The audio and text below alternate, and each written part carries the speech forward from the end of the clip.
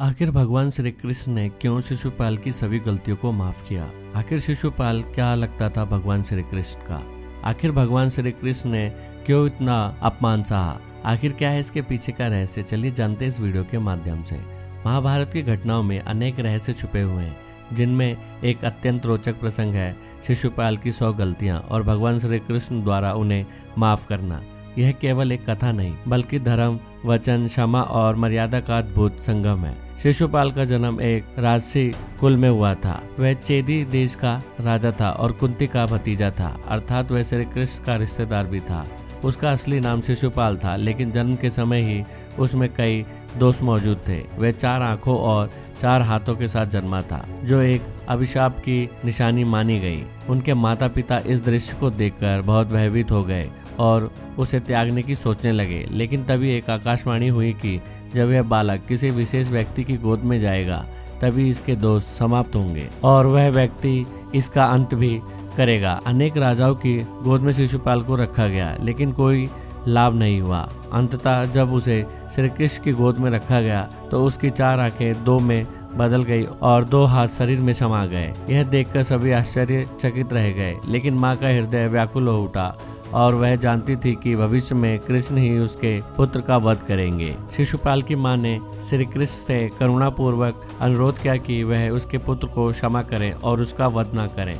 श्री कृष्ण ने मां को वचन दिया, जब तक तुम्हारा पुत्र 100 अपराध नहीं करता, तब तक मैं उसे क्षमा करता रहूंगा। 100 अपराध पूरे होते ही उसे नहीं छोड़ूंगा। इस प्रकार यह भविष्यवाणी बन गई। शिशुपाल को 100 अपराधों तक जीवन दान मिलेगा, लेकिन उसके बाद मृत्यु निश्चित होगी। समय बीतता गया और शिशुपाल एक अहंकारी, ईर्ष्यालु और घमंडी राजा के रूप में बड़ा हुआ। वह श्री कृष्ण में द्वेष करता था। दरअसल शिशुपाल को रुक्मणी से विवाह की इच्छा थी, लेकिन रुक्मणी स्वयं श्री कृष्ण को अपना जीवन साथी मान चुकी थी। जब रुक्मणी ने श्री कृष्ण को पत्र भेजा और श्री कृष्ण ने रुक्मणी का हरण कर लिया, तो शिशुपाल क्रोधित हो गया। वह इसे अपना अपमान मान बैठा और तभी से श्री कृष्ण के प्रति उसके मन में घोर द्वेष पैदा हो गया। अब जब भी कोई सभा होती, वह श्री कृष्ण का अपमान करता। उसे इस बात का भी अभिमान था कि भगवान उसे 100 अपराधों तक क्षमा करेंगे। वह जानबूझकर श्री कृष्ण को अपशब्द कहता, उनके अवतारों को नकारता और उनकी नीतियों का मजाक उड़ाता। श्री कृष्ण ने अपनी वचनबद्धता का पालन करते हुए हर बार उसे माफ किया। कभी सभा में, कभी किसी राजकीय आयोजन में वह कृष्ण को ग्वाला कहकर बुलाता, तो कभी उन्हें चोर कहकर अपमानित करता। इस चरम तक देखने को मिलता जब युधिष्ठिर ने राजसूय यज्ञ का आयोजन किया। इस यज्ञ में सभी प्रमुख राजा आमंत्रित थे।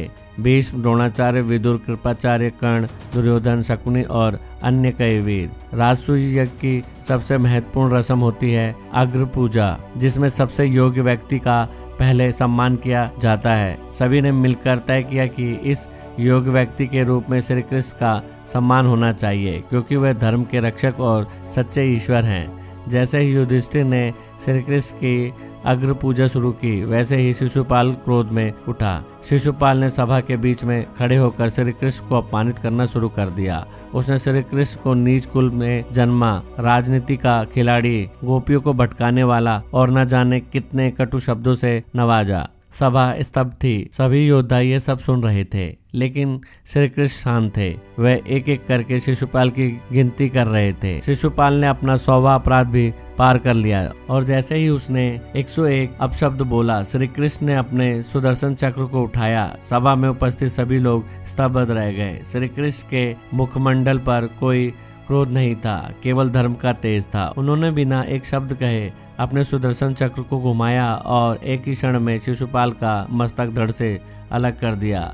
उसका शरीर वहीं सभा में गिर पड़ा, लेकिन यह भी एक चमत्कार था। जैसे ही उसका शरीर गिरा, उसकी आत्मा प्रकाश रूप में निकलकर भगवान श्री कृष्ण के चरणों में समा गई। यह दृश्य देखकर सब चकित रह गए। भीष्म पितामह ने कहा, देखो, यही वह लीला है जो केवल भगवान कर सकते हैं। जो उनका अपमान करता रहा, वह भी अंततः उन्हें ही प्राप्त हो गया। यह सिद्ध करता है कि शिशुपाल चाहे जैसा भी था, परंतु उसका मन हर समय श्री कृष्ण में ही लगा रहा, द्वेष के रूप में ही सही, लेकिन उसकी आत्मा श्री कृष्ण में लीन रही और भगवान उसे मोक्ष दे देते हैं जो अंततः उन्हें ही चाहता है। तो दोस्तों, इस घटना से हमें यह संदेश मिलता है, भगवान क्षमा के सागर हैं, वे वचन के पक्के हैं और धर्म के रक्षक भी हैं। वे अपने भक्तों के अनुरोध को नहीं टालते, लेकिन जब धर्म की सीमा लांघ दी जाती है तो वह न्याय करने से पीछे नहीं हटते। शिशुपाल को सौ अपराध तक क्षमा करना कोई दुर्बलता नहीं थी, बल्कि एक वचनबद्ध भावना की सहिष्णुता का प्रतीक था। लेकिन जब अन्याय की सीमा पार हो गई तो श्री कृष्ण ने धर्म की रक्षा के लिए सुदर्शन चक्र चला ही दिया। तो दोस्तों, आज के वीडियो में बस इतना ही। अगर वीडियो पसंद आई तो वीडियो को लाइक, शेयर और चैनल को सब्सक्राइब करके बेल आइकन को प्रेस करना मत भूलिएगा। जल्दी मिलते एक नए वीडियो के साथ, तब तक के लिए बाय, टेक केयर।